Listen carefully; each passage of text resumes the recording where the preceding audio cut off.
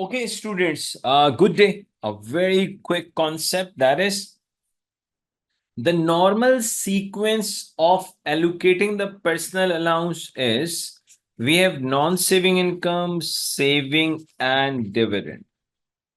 So normal sequence of allocating the personal allowance is 1, 2, and 3.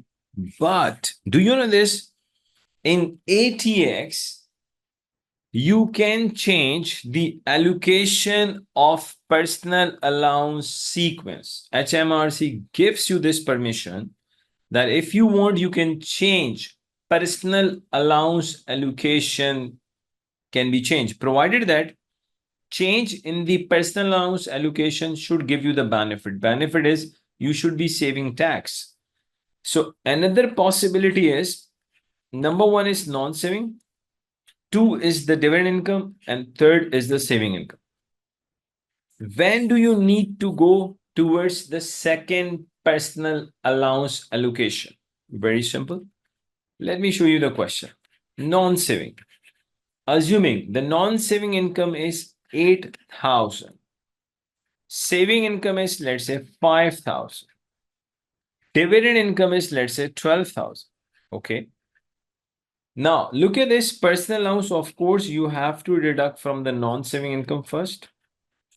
Now, you still have the personal allowance. Personal allowance, still we have the personal allowance, but now the remaining personal allowance should not be deducted from the saving income. The remaining personal allowance should be deducted from the dividend income. Why? Because number one, look at the taxable income in the column of non-saving.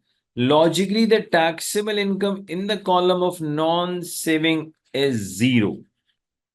It means entire starting rate band for the saving income is available. Number one. Number two, look at the amount of the saving income is just 5,000. So entire 5,000 in this question obviously falls in a starting rate band because in the column of non-saving, the taxable income is 0.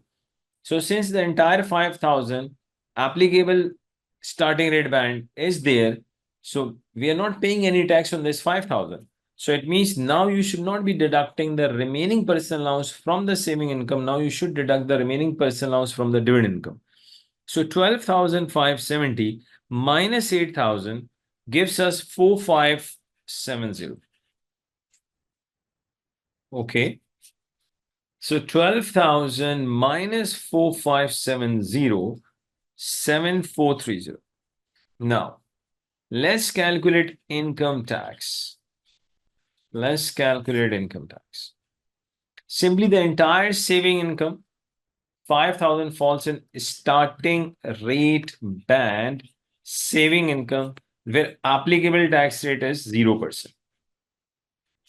When it comes to dividend income, every individual in Finance Act 2023 gets nil rate band of £1,000 irrespective of their tax paying status.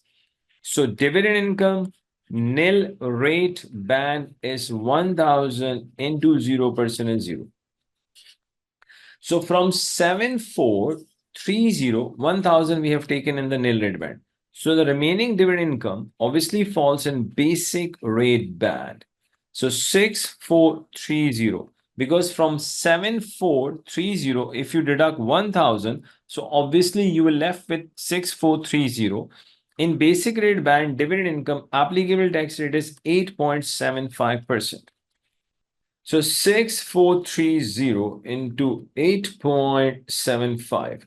So I'm getting 562.6. So you can make it 3.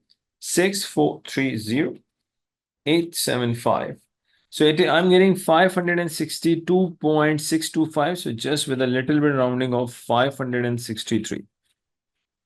So the income tax payable is 563. Income tax payable. And a very, very important announcement for ATX students for the upcoming attempt. The entire ATX,